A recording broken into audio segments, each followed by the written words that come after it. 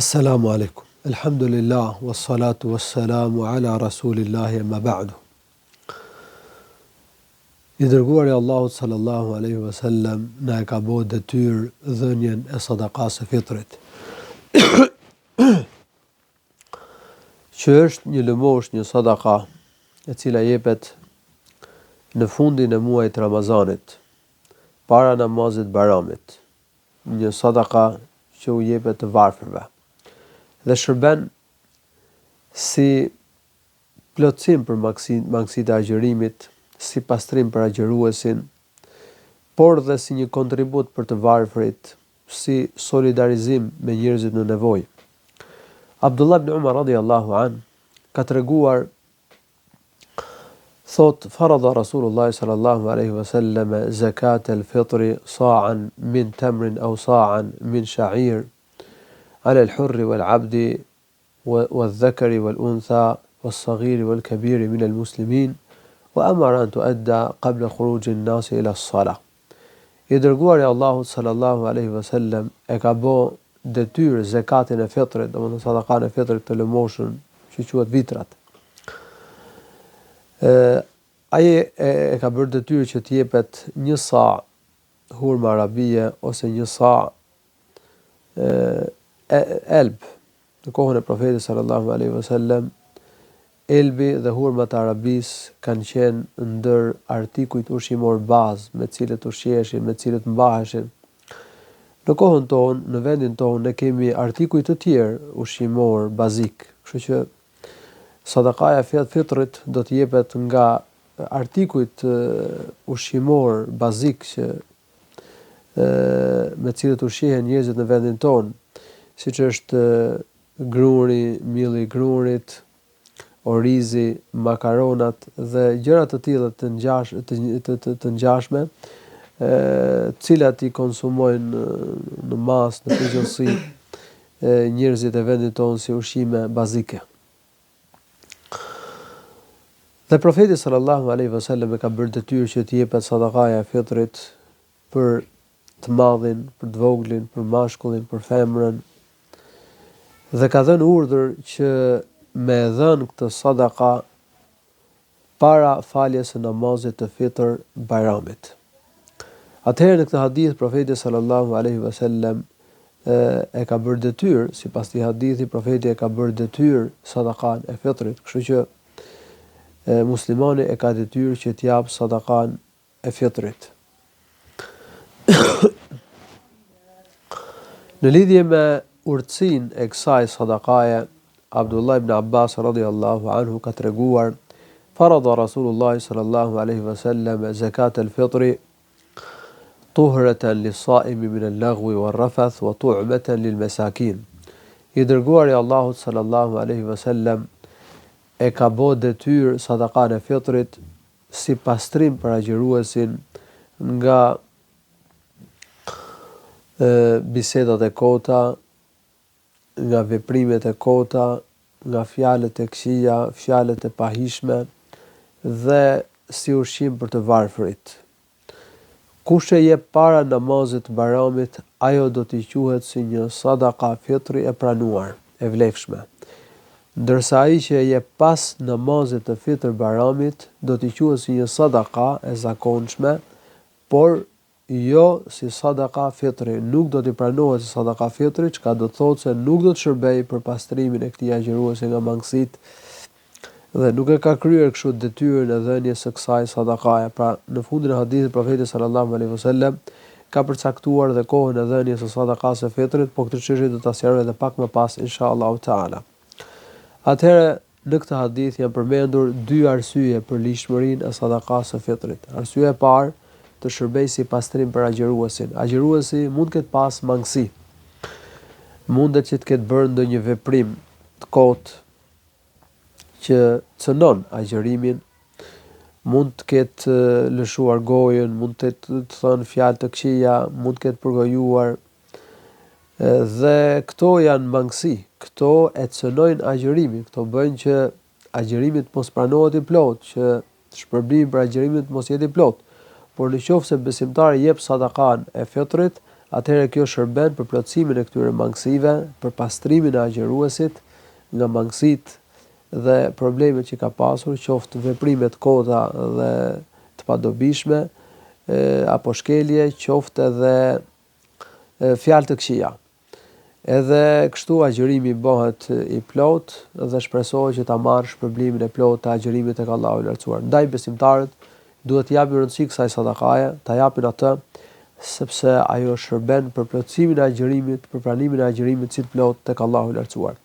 Dhe e dyta, arsyeja e dytë është që të jetë si ushqim për të varfërit. Muslimani ka mëshirë, muslimani është solidar, muslimani duhet të jetë human, muslimani duhet të jetë mirëbërës.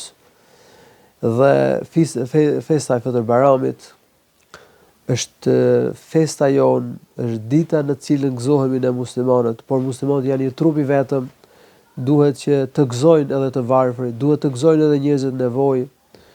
Prandaj një nga arsyet e obligueshmërisë së sadakas së fitrit është që të ushqejmë dhe të varfërit. Nuk është e thënë që sadakaja e fitrit u jepet vetëm atyre që janë të kputur nga gjendja dhe domethënë nuk kanë ushqim për ditën e Fitr Bayramit, dhe u japim ushqim që të mbahen në këtë ditë, të ushqehen në këtë ditë, që të arrijnë të festojnë festën. Padyshim që këta duhet të jenë përparësor. Njerëz të kësaj kategorie, nëse ka në vendin tonë, duhet që më udhon të parët. Pra këta padyshim që e meritojnë më shumë se tjerët, mirë po sadakaja e fitrit mund t'u jepet të varfërve musliman, mund t'u jepet nevojtarëve, mund t'u jepet atyre që nuk plotësojnë dot nevojat. Qoftë edhe nëse ka për ditën e Fitr Bayramit. Kjo tregon dhe vlerat dhe meritat e fesë tonë, pasi ibadetet në fen tonë janë të lidhura me moralin, madje morali, sjellja, mirëbërja është pjesë e ibadetit. Namazi na ndalon nga veprat e këqija, nga veset e ulta, nga gjërat e shëmtuara. Agjërimi e mbron agjëruesin nga fjalët e këqija, nga sjelljet e ulta, në mënyrë që agjërimi të jetë i plot, të jetë i përsosur. Duhet që agjëruesi ta ruaj gojën, duhet ta ruaj dorën, duhet të sillet mirë, duhet të ketë moral bukur, duhet të kultivojë durimin. Dhe gjithashtu agjërimi lidhet dhe me bujarinë. Sadakaja në fundin e Ramazanit është një formë mirëbërje ndaj shtresës në nevojë. Kështu që Islami ne ka nxitur që të jemi të mëshirshëm, që të bëjmë mirë, të jemi solidar me shtresën në nevojë, të ndihmojmë ata, të gjendemi pranë atyre, të gëzojmë edhe ata, të përpiqemi të plotësojmë nevojat e tyre. Dhe ka forma të ndryshme mirëbërje që i ka ligjëruar feja islame dhe për cilat ka nxitur për plotësimin e nevojave të njerëzve të varfër. Ne jemi në rastin e sadakas së fitrit, po flasim për këtë çështje, por ka edhe forma të tjera mirëbërje, ka edhe rregulla, ka ligje, ka edhe kontribute të tjera për cilat ka nxitur Islami që të plotësohen nevojat e të varfërve, shtresës në nevojë. Po cili e ka detyrë që të jap sadakan e fitrit? E ka detyrë që të jap sadakan e fitrit çdo musliman që ka aq ushqim sa i mjafton për veten dhe për familjen në ditën e Fitr Bayramit dhe i tepron për të dhënë sadakan e fitrit. I tepron domethënë diçka që të jap sadakan e fitrit. Ndërsa ai që nuk ka për veten dhe për familjen, apo ka aq sa i mjafton për veten dhe për familjen në Fitr Bayram dhe nuk ka më tepër, atëherë ky nuk e ka detyrë që të jap sadakan e fitrit.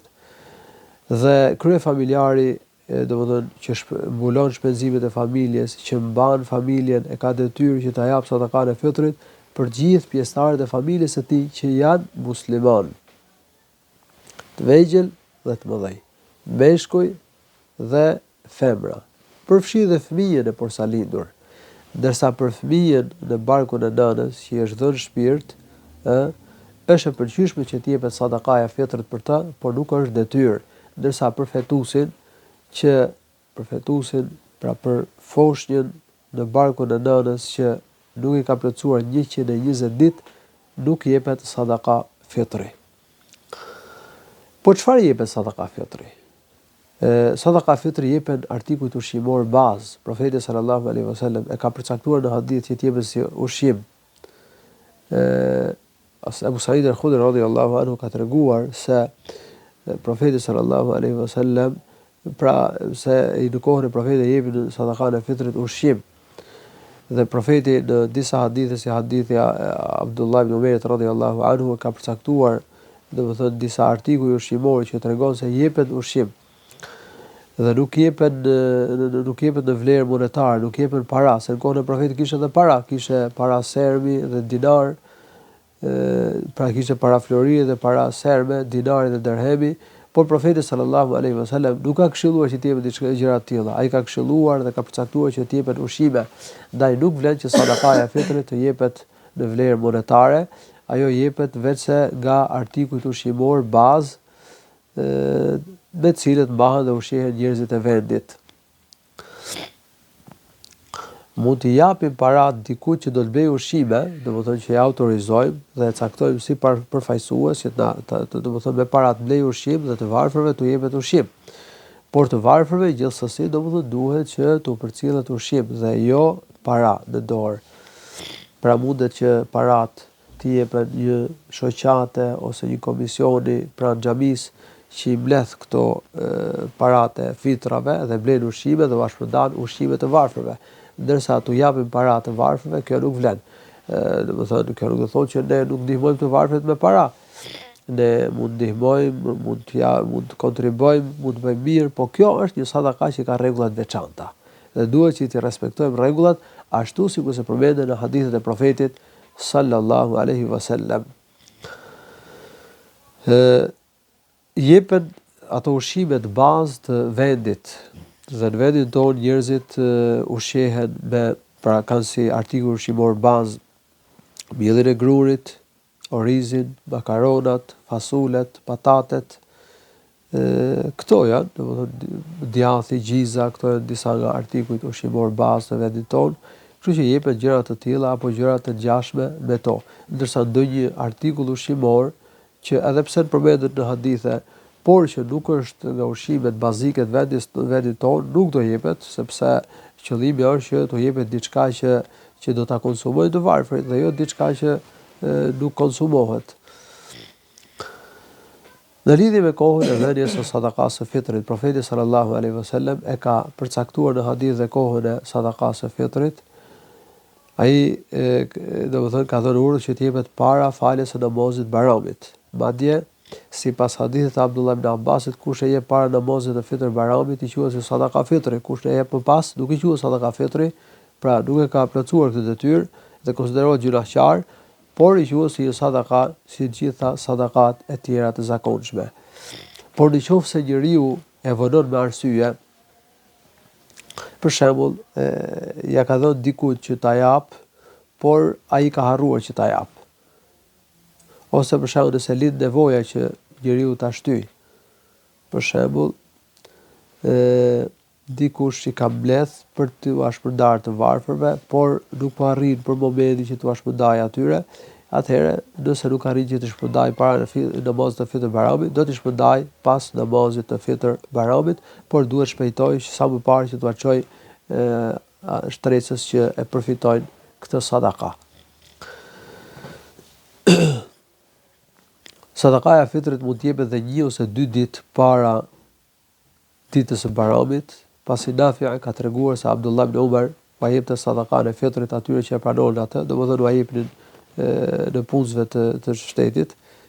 Islam kuptohet që mbledhin zakatin, mbledhin sadakat dhe ai ka përmendur gjithashtu se e jepnin sadakan e fitrit 1 ose 2 ditë para ditës së Bayramit. Kështu që lejohet që sadaka e fitrit të jepet 1 ose 2 ditë para ditës së fitr Bayramit, duke filluar pra nga dita 28.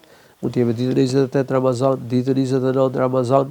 Ky Ramazan domethënë pritet që të jetë me 29 ditë, por nëse Ramazani është me 30 ditë, atëherë i bie që me dhon ditën 28, 29, 30 dhe me dhon edhe para domethënë në ditën e Bayramit, natën dhe ditën e Bayramit, por deri në faljen e namazit të Bayramit. Kjo është koha.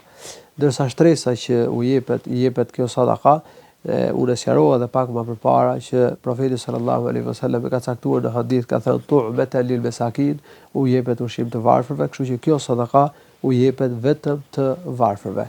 Lejohet që disa njerëz i mbledhin fitrat e tyre, sadakat e tyre dhe t'i japin një të varfëri, që ai të mund të ushqehet me to disa ditë, ose një muaj, ose disa javë.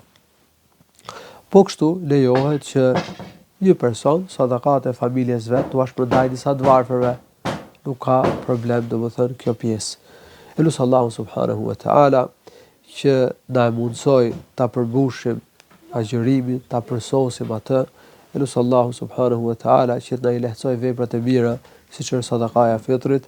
Elusi Allahu që na i pranoj agjërimin dhe sadakat. Walhamdulillahi rabbil alamin wa sallallahu wa sallam ala nabiyyina Muhammad wa ala alihi wa sahbihi.